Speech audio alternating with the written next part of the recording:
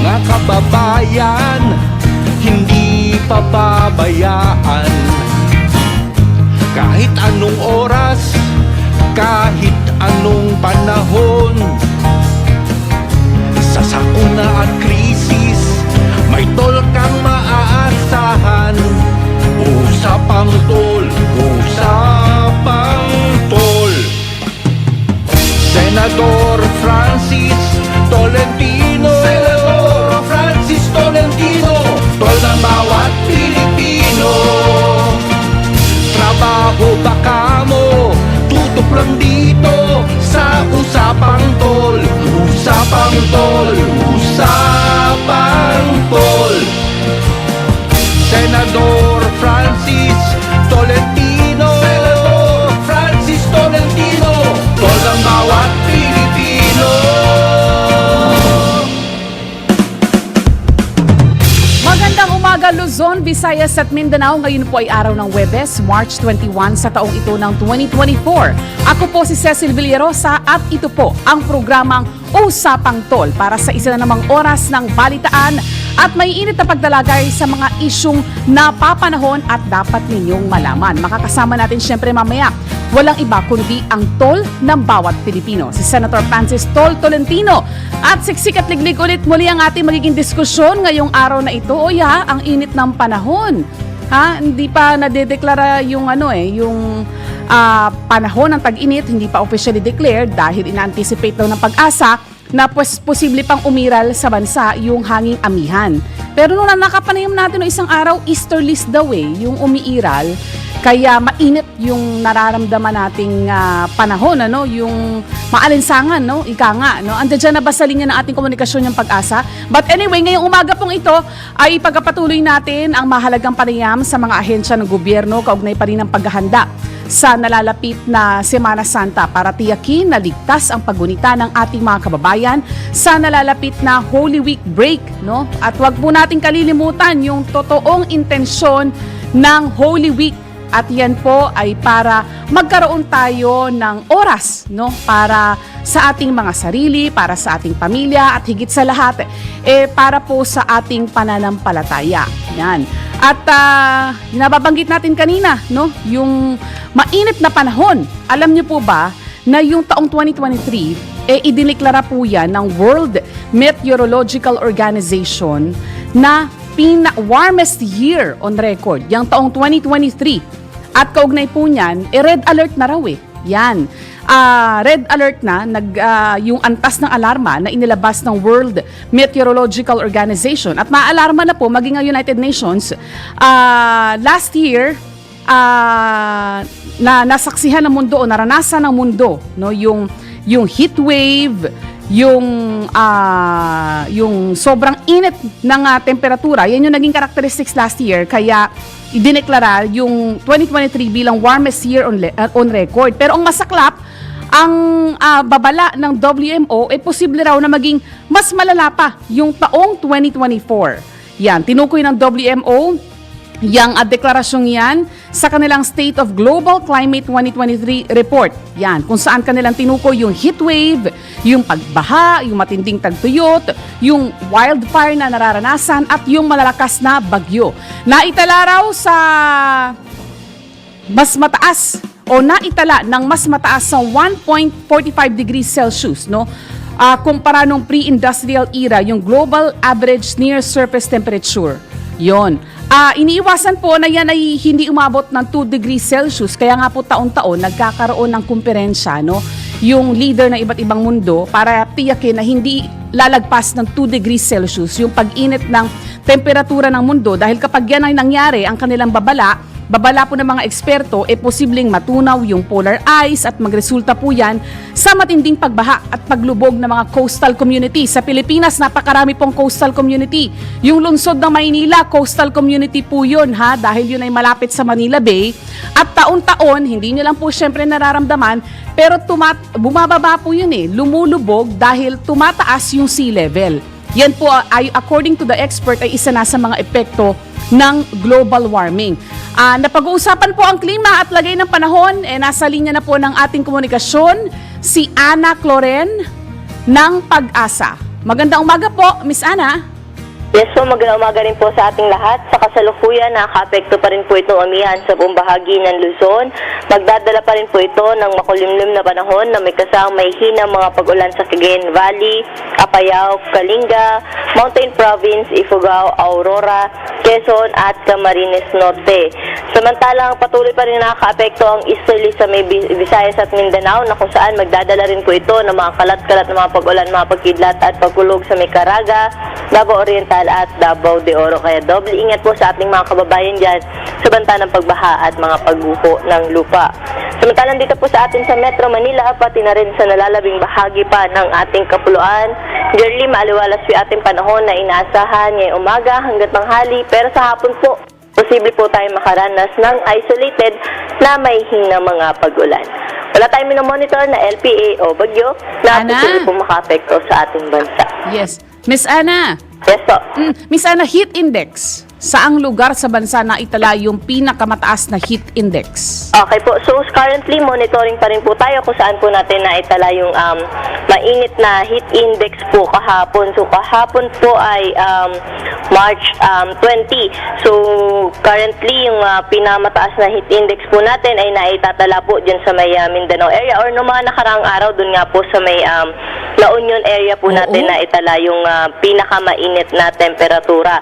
At dahil nga po umiiral yung amihan po dito sa Luzon, so medyo lumalamig o hindi naman po talaga relatively lumalamig, pero kumbaga po mas tolerable po yung init na ating nararamdaman dahil nga po sa pag-iral ng amihan sa malaking bahagi po ng Luzon. So generally, Visayas, Mindanao area po yung nakakaranas po ng mainit na panahon, dala nga po ng easterlies. Okay. Ang deklarasyon, Miss Ana, ng opisyal na pagsisimula ng panahon ng tag-init, when do we expect this? Yung official po na pagdedeklara po natin ng Northeast Monsoon Season ay patuloy po nating minomonitor dahil sa kasalukuyan nga, nabanggit ko po kanina na yung amihan affecting pa rin po itong bahagi ng Luzon. So, di pa rin po tayo makakapag-terminate kapag whole Luzon pa rin po yung naapektuhan ng amihan. So, currently, Visayas, Mindanao, medyo mainit na po yung panahon nga po yan. And then, posible po bago po matapos itong March or posible na huling bugso na rin po ito ng amihan. Kaya ito na rin po yung, kumbaga, hintayin po muna natin matapos itong huling bugso ng amihan. At papunta na rin po tayo dun sa tinatawag po natin na tag-init o mainit na panahon. Okay. Maraming salamat, Miss Ana. Salamat po. Magandang umaga. Yan po si Miss Ana Cloren Horda ng Pag-asa. Yun pong heat index, no, based on the data of Pag-asa, March 19, na itala po sa 47 degrees Celsius. Yung heat index sa La Union. Saan ito? Tama ba? Bacnotan, La Union, 47 degrees Celsius. Pero wag po kayo manilito, yung heat index, iba po yan sa actual temperature. No, yung heat index, normally yan po ay mas mataas doon sa actual na temperatura dahil yan po yung kung ano yung epekto sa katawan nung mainit na panahon. Yun. Pero mataas yung 47 degrees Celsius ha.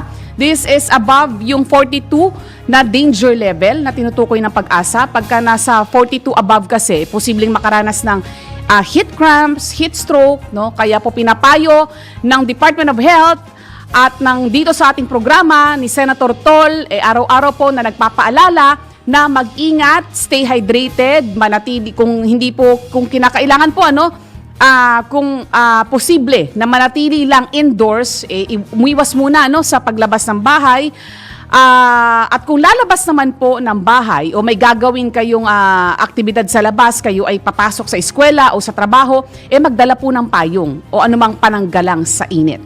Ayan, samantala po, bago po tayo pumailalim, lumalim pa na husto sa ating diskusyon, bigyang daan po muna natin ang ating mga headlines. Ang balitang ito ay hatid sa inyo ng Fuji Denso Home and Commercial Appliances, where you get reliable, durable, and energy-saving products. Upgrade your usual appliances to Fuji Denso HD Inverter Appliances. Fuji Denso, quality above all. Upgrade your home, upgrade your business with Fuji Denso, quality above all. Ang balitang ito ay hatid sa inyo ng Technogas Technique Kitchen Appliances. Technogas Technique is available in appliance stores nationwide.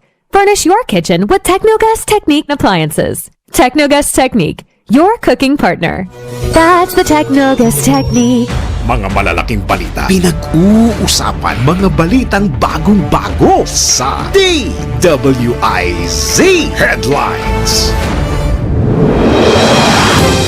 Sa ulo ng ating mga nagbabagang balita ngayong araw na ito ng Huwebes, March 21, taong 2024, panukalang economic charter change, lusot na sa Kamara. DWIZ Balita. PBBM, kumpiyansa na maaabot ang 8% paglago ng ekonomiya. DWIZ Balita. Mga kongresista kumambyo sa usaping political dynasty. DWIZ Balita. Pagbasura sa prangkisa ng SMNI, inaprubahan na ng Kamara. DWIZ Balita. Kasunod ng pagpatay sa asong si Kilua, mas mabigat na parusa sa mga mapang-abuso sa mga alagang hayop, isinusulong sa Senado. DWIZ Balita. At online bantay lakbay laban sa online scam, suportado ng Bureau of Immigration. Mga balitang updated, mga isyong updated, mga komentaryong updated sa Usapang Tol. Kasama si Senator Tol, Senator Francis Tolentino, Tol ng bawat Pilipino, at Cecil Villarosa. At sa detalye ng ating mga balita, inaprubahan na sa ikatlo't huling pagbasa sa House of Representatives ang isinusulong na Resolution of Both Houses No. 7 na layong amyendahan ang ilang economic provision ng saligang batas. Ito ay matapos na makakuha ng 28 at 9 na boto ang nasabing resolusyon, 2 abstention habang 7 naman ang tumutol. Alinsunod na rin ito sa target ng Kamara na aprubahan ang resolusyon bago ang Holy Week break. Layunin ng RBH 7 na tanggalin ang 40% foreign ownership limit sa public utilities, edukasyon at advertising. DWIZ Balita. Sa iba pang mga balita, kumpiyansa si Pangulong Ferdinand Bongbong Marcos Jr. na maaabot ang 8% pag-unlad ng ekonomiya ng Pilipinas sa kanyang termino. Positibo rin ang Pangulo na makakamit ng gobyerno ang 6.5 hanggang 7.5% na target na paglago ngayong taon dahil may mga ipinatutupad na polisiya ang pamahalaan upang matugunan ang epekto ng economic shock at COVID-19 pandemic sa bansa. Ipinagmalaki pa ng Presidente na tumaas ang halaga ng piso sa loob ng 3 buwan na magandang indikasyong lumalago na ang ekonomiya ng Pilipinas. DWIZ Balita. Sa oras na 6:17 na umaga, iminungkahi ng ilang mga mambabatas sa Kamara na tutukan ang pagreforma sa sistemang politikal sa bansa sa halip na political dynasty. Kaugnay ito sa petisyon ng ilang abogado sa Korte Suprema para himukin ang Kongreso na magpatibay ng batas laban sa political dynasties. Binigyang diin ng mga mambabatas na may sapat na kakayahan ang mga botante na pumili ng mga opisyal na iluluklok sa posisyon. Ayon kay ako, Bicol Party List Representative Hil Bungalon, mayroon ng anti-political dynasty provision sa Sangguniang Kabataan Reform Law at sakaling makitang epektibo ito, pwedeng pag-aralan para gawing pambansa. Naniniwala naman si Davao Oriental Representative Chino Almario na ang political dynasty ay kusang dumarating at nawawala. Para naman kay House Deputy Speaker David Suarez, dapat hayaan na lamang ang mga Pilipino na pumili sa kung sino ang kanilang iyahalal sa pwesto, bagay na kinatigan naman nila Union Representative Paulo Ortega. DWIZ Balita. Sa iba pa mga balita, lusot na sa Kamara ang House Bill No. 9710 na bumabawi sa prangkisa ng Sunshine Media Network International o SMNI na ipagpatuloy ang operasyon sa loob ng 25 taon. Ito'y matapos makakuha ang panukala ng botong 284, 4 naman ang tumutol at 4 ang abstention. Sa 6 na pagdinig ng House Committee on Legislative Franchises, nakitaan ng paglabag ang SMNI sa ilang probisyon ng kanilang prangkisa. Kabilang na rito ang Section 4 dahil sa red tagging at pagkapakalat ng peking balita. Section 10, 11 at 12 hinggil sa pagkapalit ng may-ari ng TV network ng walang tamang reportorial requirement sa loob ng 3 dekada. DWIZ Balita. Tuloy-tuloy tayo sa pagkabalita. Isinusulong ni Senator Grace Poe ang pagkapatupad ng Proposed Revised Animal Welfare Act na magpapataw ng mas mabigat na parusa sa mga mangmamaltrato sa mga hayop. Sa ilalim ng amyenda, makukulong ng 1 taon at 6 na buwan hanggang 3 taon ang napatunayang nagkasala. Ito ay alinsunod na rin sa naging viral issue ng pagpatay sa isang Labrador Retriever na si Kilua ng Camarines Sur. Naniniwala si Senator Poe na importante ang pagtutulungan ng buong komunidad upang matuldukan ang animal cruelty sa bansa. Layunin din ng panukala na makabuo ng Barangay Animal Welfare Task Force na siyang magiging responsable sa pagtugon sa anumang welfare issue sa mga alagang hayop. DWIZ Balita.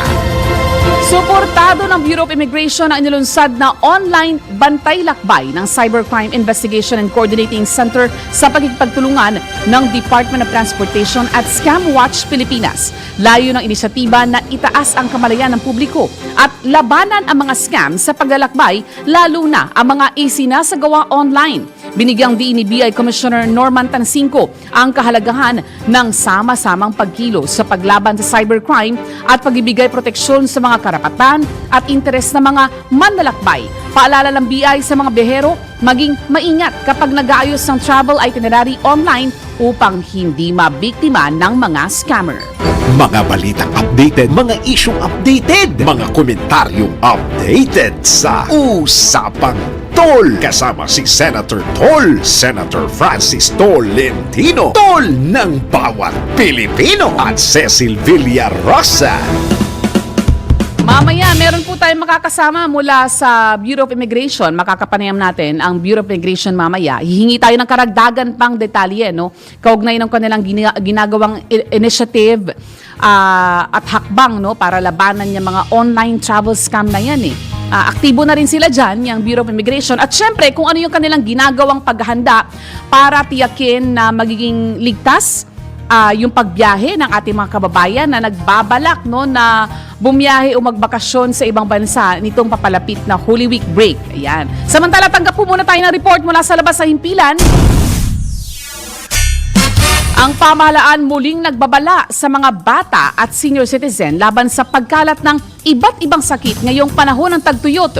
Ang ulat mula kay Patrol Number 13, Gilbert Perdes. Muling nagbabala ang pamahalaan sa mga bata at matatanda o senior citizens laban sa pagkalat ng iba't ibang uri ng sakit ngayong panahon ng tagtuyot. Ang pahayag ay ginawa ni Task Force Niño spokesperson at PCO Assistant Secretary Joy Villarama sa gitna ng anyay pagtaas ng mga insidente ng heat strokes, heat-related illnesses, waterborne at vector-driven diseases. Sa bagong Pilipinas ngayon, public briefing, sinabi ni Villarama na paulit-ulit din nagpapaalala ang DOH o Department of Health sa publiko hinggil dito bilang bahagi ng information campaign ng pamahalaan. Kasabay nito ipinunto ng PCO official na maliban daw sa social media pages ng DOH, may mga health officers din sa field na nagpapakalat daw ng impormasyon para maging informed at manatiling mulat ang ating mga kababayan sa mga usaping may kinalaman sa kalusugan. Patrol 13, Gilbert Perdes, nagbabalita ng tama, naglilingkod ng tama.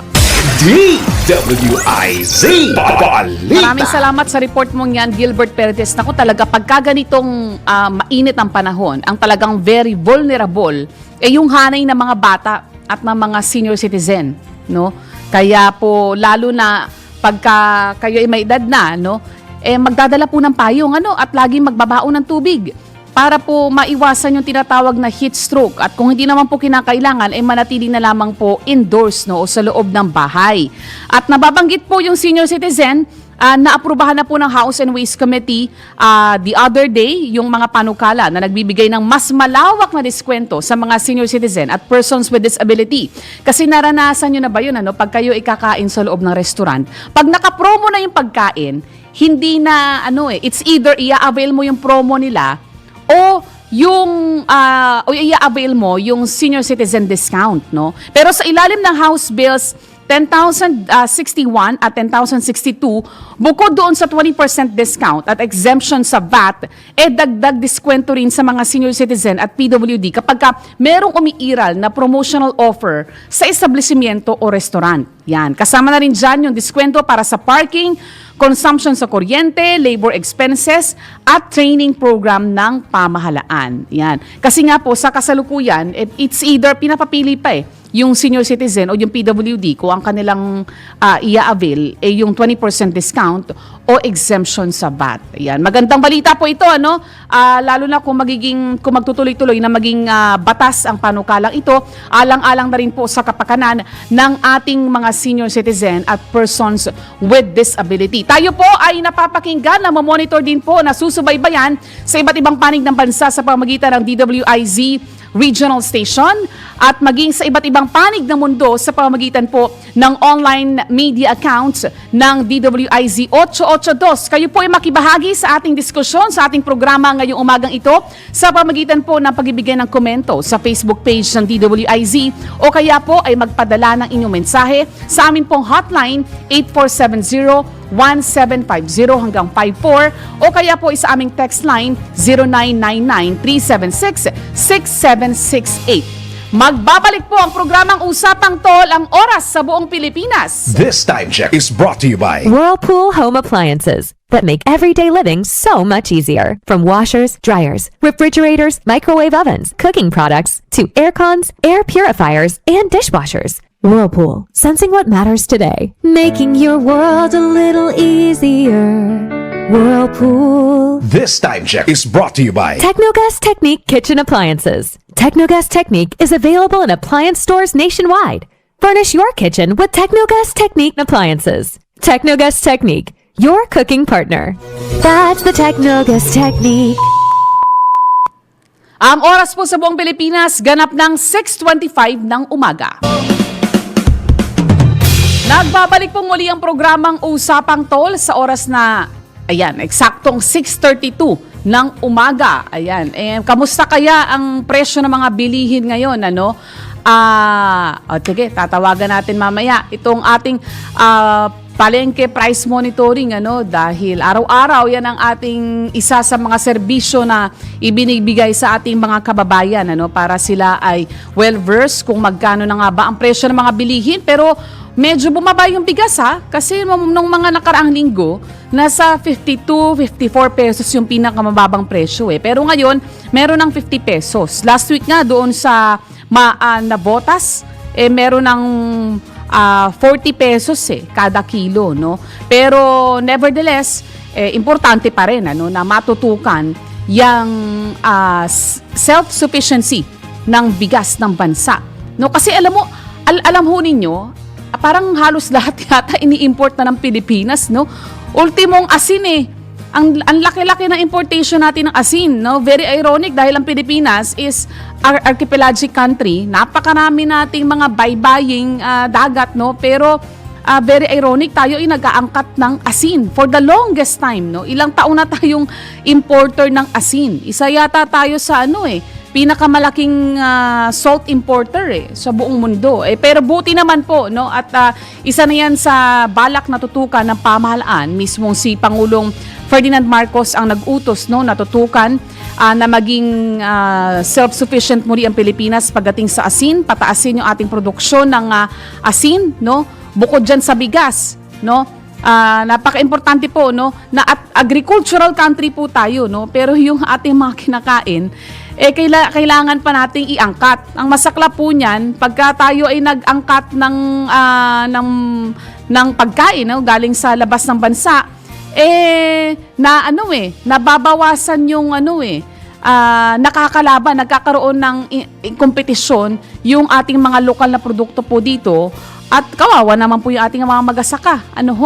Anyway, dakuan na po muna natin yung ating palengke price monitoring ngayong umagang ito. Kailangan malaman mo na ang mga presyo sa labas sa Palengke Report. Ayan. Avila, good morning sa'yo, Alexa. Nasaan kang palengke ngayon, Alexa? Hi, good morning, Miss Cecil. Nasa live tayo ngayon sa Murphy Market. Dyan sa Cubao. Yes, Tama sa ba? Cubao, Miss Yan. Cecil. Yes, So, magkano ba ang bigas ngayon, Alexa? Yun na nga unahin mo. Magkano ang presyo ng bigas natin ngayong umaga? para sa bigas, pinakamababa na dito yung 50 pesos pero ang pinakamataas na rito nasa 60 pesos, Miss Cecil. Oh. Para naman sa mga, dahil pa Semana Santa na rin, yung bangus nasa 160 per kilo, yung tilapia nasa 120 per kilo, yung galunggong na napakamahal nasa 280 pesos per kilo. 280? 280. Ano ulit yan? Galunggong? Galunggong, Miss Cecil, nasa 280 per kilo. 200 lang yan last week eh. Yun nare-report ni Sandy. Ngayon 280 Yes, na. Miss Cecil. Yes, Miss Cecil. At ang suggested retail price ito nasa 140 pesos lamang.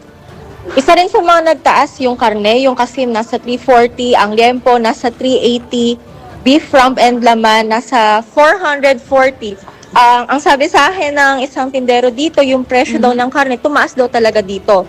40 pesos yung tinaas simula nung mid-February at dahil daw ito sa pagtag-init, mas matagal daw lumaki ang baboy. Supply, Inaasahan na mas tumaas pa, inaasahan na mas tataas pa raw ang presyo ng baboy dito Yung sa isda, Alexa, naiintindihan natin kung bakit tumataas ang presyo. Kasi pagka ganitong papalapit yung Semana Santa, tumataas talaga yung demand eh. No? At saka Yes, Miss Cecil. mainit ang panahon. No? Pero yung sa karne, dahil normally bumababa yung demand pagka ganitong Semana Santa, we expect na sana huhupa yung presyo. Pero tumataas din sumasabay din pala sa pagtaas ng presyo ng mga isda at ng iba pang lamang dagat Yes, Miss Cecil, 40 pesos yung tinaas nga ng presyo ng baboy. Naku, pagalingan. Sige, ano pa ang gulay naman, Alexa? Anong presyo ng gulay? Ang isang kilo ng gulay, ang gulay naman dito, ang kamatis ay nasa 80 pesos per kilo, yung bawang nasa 80, ginger 150, carrots 80, at yung cabbage ay nasa 60 pesos per kilo. Yung at least yung kamatis na-maintain yung presyo. Pero may mga ilang palengke ka na yata pinuntahan din na mas mababa sa 80 pesos yung presyo ng Ang kada kilo ng Commonwealth kamatis. Public Market, Miss Cecil, nasa 50 pesos lamang. At minsan kapag mas luma yung kamatis, nasa 40 pesos lang ang bentahan. Ano na lang talaga ito, Alexa? Pagalingan na lang talaga ng recipe. Ika Yes nga. po. Para Yes, Miss Cecil. ma-stretch talaga yung budget, no? Kung isasahog mo na lang ngayon yung karne, no? Para magkalasa yung iyong gulay, no? Pagalingan na lang talaga to ng pagluluto. Yung iba ang ginagawa naman, Alexa, lalo pa palapit naman ang Semana Santa, yung na lang ang binibili para alternative sa meat, no? Yung tokwa. Medyo mura pa yun 'di ba? Medyo Yes, mura Miss dahil Cecil. mahal yung Isa sa pinakamagandang alternative nga ngayong Semana Santa. Mura-mura pa yon. Ayun. So talagang, ang tanong naman, ang susunod na tanong natin, Alexa, yan, sino ang maswerteng vendor na tumanggap ngayong umagang ito ng Sentol Token? Ayan, kasama ko po ngayon si Kuya Leo Mendoza, tindero ng mga karne. Magandang umaga po, Sir Leo. Ayun. Suot na niya magandang yung... umaga po. Suot na niya yung Lalo na po sa lahat na nakikinig. Ayan, good morning. Kamusta po ang benta ngayong umaga, Sir Leo? Sa ngayon, wala pa pong gano'ng mga customer, pero may mga deliver naman po. Di bale, i-expect natin, Sir Leo, maaga-aga pa naman, Baka mamaya, magdatingan na yung mga mamimili dyan sa Murphy Public Market. Apo. Alam nyo, araw-araw ako nagagawi dyan sa Murphy Public Market. Ang daming tao Madami din po, lalo na po pag mga hanggang alas 10. Yung iba po kasi tinatamad na lumabas kapag mainit na. Ay, oo. Dahil sa panahon, Sobrang init ng At saka, Sir Leo, ang ginagawa pang diskarte nung iba, hindi ko alam kung tuloy-tuloy pa rin yung online selling. Tapos meron po, nangyayari po yan dito sa palengke, hindi lang po sa baboy, sa manok, sa mga isda, saka sa prutas at gulay po. May mga online selling po. Diba, Sir Leo, para kahit mainit ang panahon, tuloy-tuloy pa rin yung inyong pagbebenta. Tuloy-tuloy pa rin yung inyong hanap buhay, Sir Leo. Apo, tuloy-tuloy po yung mga online delivery dito sa palengke. Ayan, napakagandang po niyan, Sir Leo. Marami pong salamat, Sir Leo, ha? At kami po ay sumasaludo sa inyong pagiging masipag dahil alam naman natin na madaling araw pa lang. Anong oras po ba kayo nagisimula dyan pumwesto sa inyong tindahan dyan sa Murphy Market? Alas 3 po, nandito na po kami sa palengke. Alas para 3. i-ready na po yung mga tinda namin. Tapos binabagsak na lang po dyan yung supply sa inyo, Apo. Sir Leo. Ako na po yung magtatasas ng baboy. Ayun. Okay. Maraming salamat, Sir Leo. Ang ganda po ng Salamat inyong ngiti po. sa umaga. Ayan. Mapagpalang umaga po. Salamat po, Sir Leo. Alex? Maraming salamat po, Alexa? Miss Cecil. Yes. Yan po si Alexa Avila. Nagre-report po ng live kaugnay sa palengke price monitoring ngayong umagang ito mula sa Murphy Public Market. Magbabalik po ang programang Usapang Tol, ang oras sa buong Pilipinas, 6:40 ng umaga. Nagbabalik po muli ang programang Usapang Tol. Kasama na natin ngayon, syempre, walang iba kundi ang tol ng bawat Pilipino. Senator Tol Francis Tolentino, good morning, sir. Magandang umaga. Good morning Cecil, po. at tayo pakatapos ng programa natin ngayon, palipad naman tayo ng Cebu para Wow. tulungan natin yung mga kababayan natin sa Cebu na uso talaga ngayon ng sunog. Kahapon, pinag-uusapan natin ng sunog. Ito, yung sunog sa Cebu. Tapos, meron sunog na naman sa Mandaue. So, ingat po tayo na konti. Kaya, ilang minuto na lang, palipad naman tayo ngayon ng Cebu. Pero, ang daming maiulat natin sa Senado. Kahapon, halos tapos na yung interpellation, yung doble plaka law. Ayun. Patapos na yan. Siguro pakatapos nitong Holy Week break, ipapasa na natin yan. At ang dami pa hong nakasalang na mga priority measures. Pero lahat naman pong ito uusad. Kaya lang, Umuusad. ganun katagal talaga, hindi pwedeng madaliin, ganun sa Senado. At antay-antay lang yung ating mga kababayan. So ngayon, Cecil, siguro yung tungkol naman sa mga immigration, pag-uusapan natin, di ba, ngayon? Yes, Alam mo Santol, ba, oo. Cecil, na mayroong Para- nakapending sa akin na bagong Immigration Code of the Philippines na hinihiling ng mga immigration officers ng ating bansa para daw gumanda yung kanilang serbisyo. So, ang tanong dito, yung ba ay makakatulong para maging sapat ang immigration officers natin sa mga dadagdag na turista? Pero maraming usapin pa ito. Kaya kasama natin ngayon si Dana Sandoval, tagapagsalita ng Bureau of Immigration. Dana, nasa linya natin. Hi, Miss Dana. Good morning. Good morning. Good morning morning. po sa inyo, Senator. Good Morning, morning Dana. po, Miss Cecil. Magandang umaga po sa inyo. Umaga, sabihin mo sa mga kasamahan mo, hintay-hintay lang doon sa Immigration Code of the Philippines. Salamat At, po. Maraming salamat makapal. po.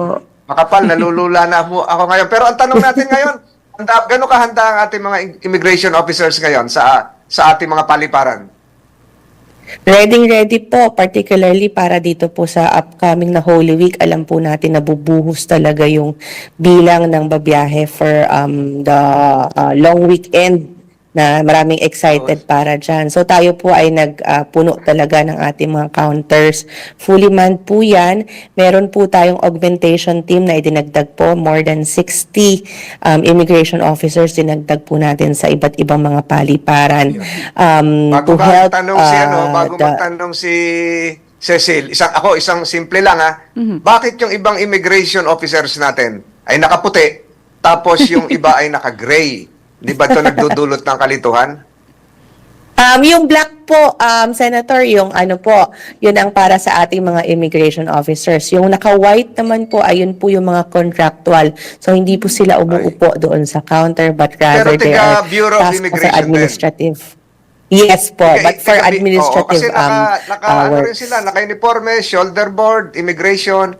Kaya medyo nalilito kasi halos araw-araw nasa immigration counter ako, nadaan ako So yun, Opo. casual yung isa, pero pareho ang trabaho. Yes, hindi po. Yung naka-black po, ayun ang immigration officers po natin. Yung Ayun. naka-white po, yun po Kasi- yung mga contractual. Kasi tinanong ko yung galing ako Iloilo kahapon, tinanong ko yung isa, bakit ang uniforme niya dito ay puti? Ang sabi sa akin, huwag niyong pagagalitan ito, kasi hindi pa napapadala yung stock na dito sa aming lugar, magiging pareho rin kami sa Maynila. So, hindi tama yon. Hindi po, baka po kaka-hire lang po nung individual na Ayun. yon, baka kaka-promote niya lang po as immigration officer. Ayun. O, sige, si Cecil naman magtatanong sa'yo. Kaya pala, ito naman, Miss Dana, alam naman natin, marami tayong mga kababayan na pupunta na magbabakasyon sa ibang bansa. Ano ba yung guidelines yan o protocol na ini-implement ng Bureau of Immigration? Ano yung mga dokumento na kailangan nalang i-present? Yes, kung regular tourist po tayo, wala po tayong kailangan ikabahala pag babiyahe po tayo. Just your passport, your round trip ticket, your visa po kung kinakailangan doon sa bansang pupuntahan natin. Yun po ang mga kinakailangan nating ipakita. But yun nga po, yung ating reminder, if we have other purposes po ng pag-travel abroad, kailangan yung document po natin ay katugma doon sa other purposes po natin. Halimbawa po, kung tayo po ay magtatrabaho abroad, hindi po pwedeng dokumento ng turista ang ating pinapakita. Kailangan akma po. Paano naman po ito, Miss Dana? Kasi nagiging usual po ito senaryo sa mga dumadaan sa immigration counter. Magta-travel siya as turista. Pero of course, lalo na kung first timer, di ba, Miss Dana, dyan medyo mahigpit sa pag-screen ng Bureau of Immigration. Yes po. So bukod dun sa mga nabanggit niyong mga dokumento kanina, ano pa yung mga additional requirement? Lalo na kung first timer na bibiyahe. Yes, it's not necessary naman po na kapag first timer ay yun na talaga ay medyo mahigpit na talaga sa kanya. But siguro mas tinitingnan din po natin yung individual na yon. But siguro mga secondary IDs po ay makakatulong upang ma-verify po ang background ng individual na ito. Pag pinakita po sa ating immigration officer, ang tinitingnan po kasi natin dyan kung ang tao po bang ito ay na-recruit illegally at nagpapanggap lamang po na turista dahil napakarami po natin ng mga cases that we encounter daily po yung mga ganyan. Yung proof of accommodation, financial capacity, yung proof of employment, source of income, yung mga ganong bagay, kailangan din po bang ihanda yun ng traveler? Well, these are things po na regular na pinapakita sa mga immigration officer. Hindi lang po sa Pilipinas, but sa ibang bansa po. Kung sakaling ang individual po ay nag-undergo ng secondary inspection. Halimbawa po, na-hold din siya, papunta po siya, let's say for example, US or Singapore at natanong po siya ng immigration officer. There are secondary documents po na maaari niyang ipakita upang mapatunayan ang kanyang background. Pero hindi po hihinga ng ng yearbook. Sorry po, natanong ko. No. Kasi last year, yan yung No. naging controversy po kasi Wala last na yun, year. matagal na yun. Wala na po. Wala nang yearbook. Ano kayang ito, matanong ko, ano magiging role nyo pag na-privatize naman ang NAIA? Ganun pa rin yan, walang pagbabago yan. Yes, Senator, yung atin pong role ay same pa rin naman po, but we're hoping din po na talagang makipagtulungan din na mapabuti po ang mga serbisyo natin sa paliparan. Yun talaga ang endgame niya. Kaya antabayanan nyo yung binabalangkas nating Immigration Code of the Philippines. Medyo nakakapagod lang, pero tatapusin natin yun na sisiguraduhin natin na talagang makakatugon yun sa pangangailangan, hindi lang next year at hanggang matapos yung mga bagong paliparan, kung hindi sa mga darating pang mga dekada para lalong maging maganda ang ating ang imahe din ng ating Bureau of Immigration. So Cecil, papasalamatan natin to si Dana. Maraming salamat sa pagkakataong ito. Dana ba, Dana? Dana, local lang po tayo, Dana lang po. Local lang, Dana. Oo.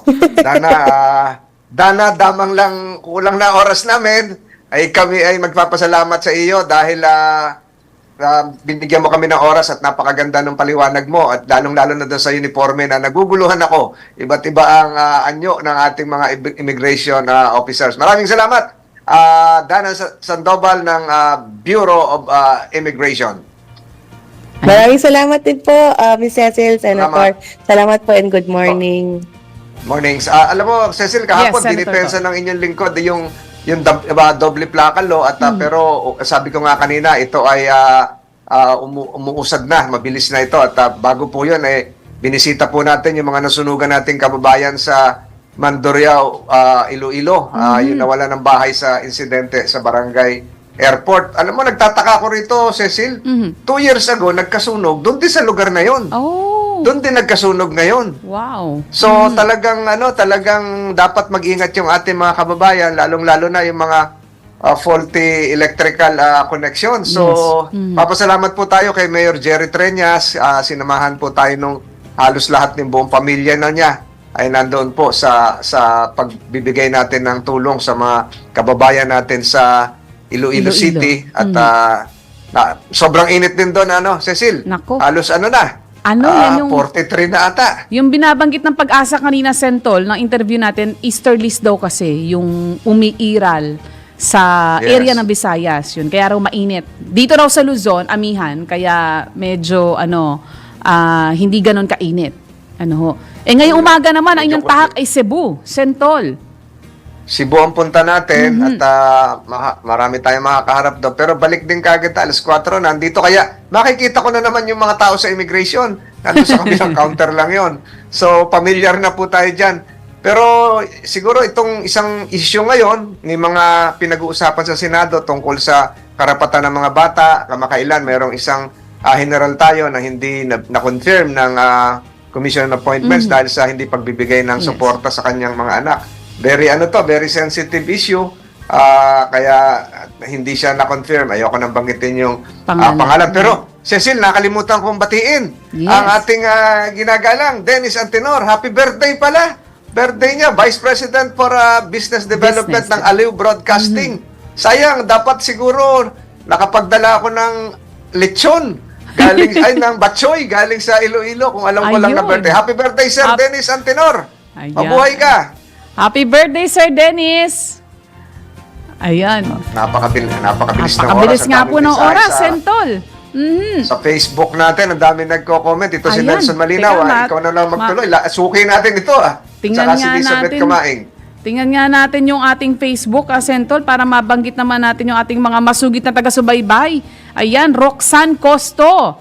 Watching from Queensland, Australia, Sentol. Aba, malayo, Roxanne malayo, Costo. oo. Yan. Randy Archaga Santisas. Yan. Pa-shout out. Evelyn Fuentes from Cavite. Magandang umaga po. Ay, kababayan ko sa Cavite. Ayun. At Jayden Pascual. Ayan. Good morning, Jayden. And meron siyang concern sa immigration. Ayan. Na-monitor natin kanina yung interview kay Miss Dana Sandoval na Papabot prepared natin na. yan. Ready na sila sa influx ng mga magbabakasyon. Pareho yan, inbound at outbound. Na Yun alam mo, nung araw, Cecil, ako yung nag-propose na yung physical setup ng ating mga immigration booth para makarami, wag yung diretso, medyo islant mo ng kaunti. Mas marami ma-accommodate yun. Naka-diagonal. Mas marami malalagay na booth. Kasi pag diretso nga, konti lang yon. Tapos yung maglalagay ka ng tali, mga divider para mabilis din yung ikot nila. So, kaya na yan ng immigration natin. Physical layout lang yan. So, Apo. Randy, shout out sa'yo. At napakabilis ng oras, Cecil. Yes, oo. Makikita ulit tayo bukas. Ito po si Senator Tolentino sa Usapang Tol. Maraming salamat sa lahat ng sumubaybay sa atin ngayong umaga. Luzon, Visayas at Mindanao. Lalong-lalo na sa mga kaibigan natin, mga tugang natin sa Legazpi na nakikinig ngayon sa 92.3 FM. Maraming salamat po. Ito si Senator Tolentino. Ayan.